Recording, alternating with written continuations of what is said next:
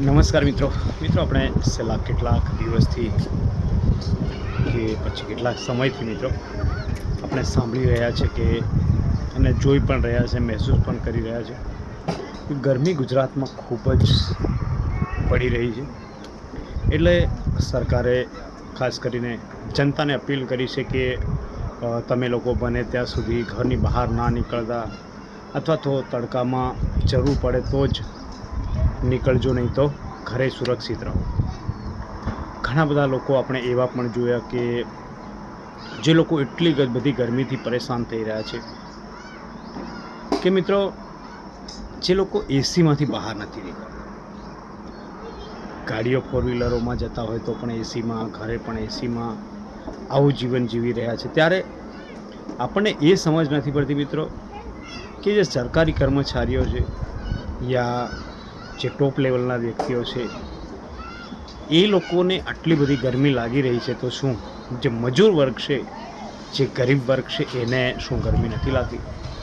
એ લોકો પર ગરમી નથી પડતી?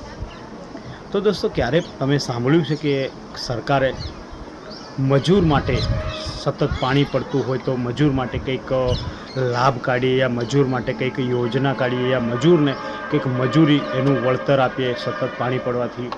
એવું કોઈ દિવસ કર્યું એવું તમે સાંભળ્યું? અથવા તો ગરમી ખૂબ પડી રહી છે તો આ ગરમીના લીધે મજૂર વર્ગ ઘરે બેસો, તમે ઘરે બેસશો ને અમે તમને રોજગારી આપીશું, અથવા તો ઘર ચલાવવા માટે પૈસા આપીશું, યા એવી કંઈક ફાળવણી ફંડની કરીશું, અથવા તો એવા કોઈ ગ્રાન્ટની ફાળવણી કરીશું, એવું તમે સાંભળ્યું છે મિત્રો ક્યારે? અથવા તો મિત્રો ખૂબ ઠંડી પડતી હોય છે, એ કદાચ સમજી લો વસ્તુ અલગ છે, પણ જે મેં અત્યારે વાત કરી એ પ્રમાણે એમાં સરકારે કોઈ દિવસ અવાજ ઉઠાવ્યો છે, અથવા તો સરકારે એ બાબતમાં કંઈ સરસા પણ કરી છે ખરી મિત્રો? ક્યારે નોંધ પણ લીધી છે? એ એક ખૂબ જ વિચાર કરવા જેવી વાત છે મિત્રો.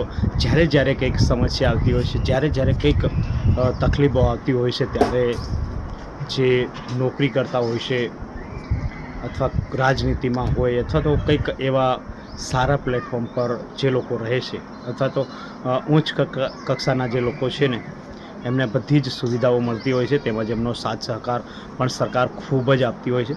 પણ જ્યારે ગરીબ વર્ગની વાત આવે છે ને, ત્યારે કોઈ પણ પ્રકારની એમની કોઈ કોમેન્ટ, કોઈ ચર્ચા, કોઈ વિચારણા, કોઈ ગ્રાન્ટ એ થતું નથી મિત્રો. મેં જોયું છે, મેં નોટ કર્યું છે. તમે જોયું હશે અમુક સમય પહેલાં, એટલે કે લગભગ આજથી 4-5 વર્ષ પહેલાં જ્યારે કોરોના કાળ આવ્યો હતો, ત્યારે પણ માત્ર ને માત્ર સરકારે એટલું જ વિચાર્યું હતું કે સસ્તા અનાજની દુકાનો પર થોડું ઘણું જે અનાજ આપવામાં આવતું હતું, એ એક પ્રજાના હિતમાં એક ડિસિઝન, ફેસલો લીધો હતો મિત્રો. એના સિવાય મને કંઈ એવું લાગતું નથી કે જ્યારે પણ મુશ્કેલીનો સમય આવે છે ત્યારે સરકાર કંઈક ગરીબો માટેના સારા પગલાં એવા લે છે, પગલાં એવા ભરે છે, એવું મને કોઈ યાદ આવતું નથી. કદાચ તમને યાદ હોય ને તમને એવું મહેસૂસ કર્યું હોય અથવા તમે જાણ્યું હોય તો કમેન્ટ કરી શકો છો મિત્રો. જ્યારે કંઈક એવો સંકટ સમય આવે છે ત્યારે નોકરિયાત વર્ગ હોય એવા લોકોને ખૂબ જ સાથ સહકાર મળતો હોય બધા જ પ્રકારે. પણ જો ગરીબ વર્ગ હોય છે ને, એમને ક્યારે પણ કોઈ પણ બાબતનો લાભ મળતો નથી. એટલે ખરેખર હવે લોકોને સમજવું જોઈએ, લોકોને વિચારવું જોઈએ ને અવાજ પણ ઉઠાવવો જોઈએ. સરકાર સામે અવાજ ઉઠાવવાથી જ કદાચ આપણું કંઈક સારું પરિણામ આવશે, કંઈક સારું પરિણામ આપણા માટે પણ મેળવી શકીશું મિત્રો. જેથી આપણે ગરીબ જન્મ્યા છે અથવા તો ગરીબીમાં છે એ આપણા નસીબની વાત છે, પણ આપણા પાસે પણ ટેલેન્ટ, જ્ઞાન બધું જ છે, તાકાત છે મિત્રો. એટલે કદાચ કોઈ વ્યક્તિ અવાજ બનતો હોય તો એવા વ્યક્તિની પડખે જઈને ઊભા રહેવું જોઈએ, એવા વ્યક્તિને સાથ સહકાર આપવો જોઈએ. ક્યારે પણ મિત્રો મેં આજ સુધી એવું જોયું નથી કે કોઈ ગરીબ વર્ગ માટે સરકાર વધુ પડતો અવાજ બની રહી છે, અથવા તો ગરીબ વિશે વિચારણા કરી, માત્ર વાતો કરે છે મિત્રો. વાતો તો ગરીબોની ખૂબ થાય છે, ગરીબોની વાતો કરીને રાજનીતિ નેતાઓ ચલાવી રહ્યા છે, રાજનીતિ કરી રહ્યા છે માત્ર ગરીબોની વાતો પર, ગરીબી પર. પણ ક્યારે પણ આજ સુધી ગરીબોને સીધો લાભ મળ્યો નથી મિત્રો. તો શું મિત્રો તમને પણ એ બાબતનો લાભ મળે છે? શું તમે પણ ગરીબ છો? શું તમને પણ ગરમી થઈ રહી છે? શું મિત્રો તમને પણ કોરોનામાં તકલીફ પડી છે? આ બધા ઘણા બધા સવાલો છે દોસ્તો. ક્યાંક ને ક્યાંક દરેક લોકો પીડાયા હશે, ઘણા બધા લોકોને તકલીફ પડી હશે. અત્યારે પણ ખૂબ ગરમી પડતી હશે, ચોમાસામાં પણ ખૂબ વરસાદ પડતો હોય છે, ત્યારે બેરોજગાર બની જતા હોય છે, ઘરે બેસી રહેતા હોય છે, ત્યારે ઘર ચલાવવું, એમનું ગુજરાન ચલાવવું પણ મુશ્કેલ બની જતું હોય છે દોસ્તો.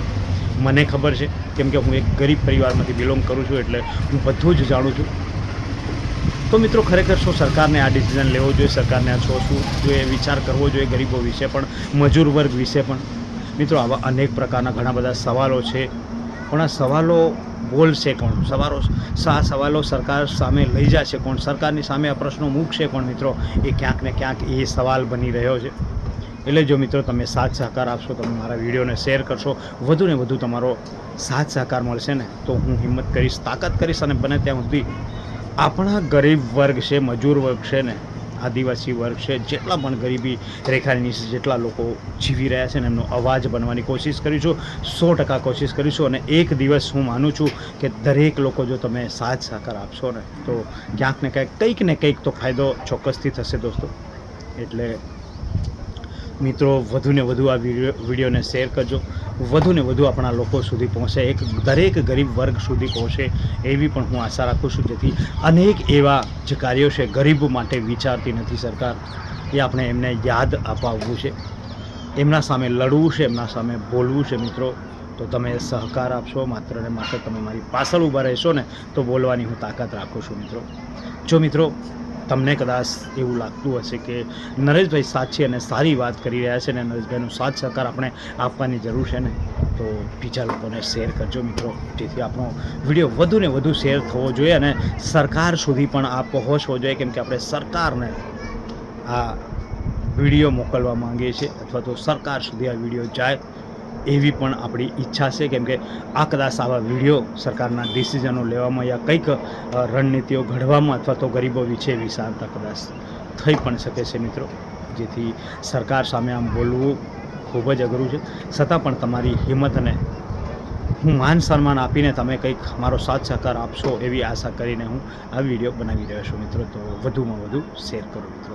મારો વિડીયો સાંભળવા બદલ ધન્યવાદ. થેન્ક યુ દોસ્તો. Bye bye.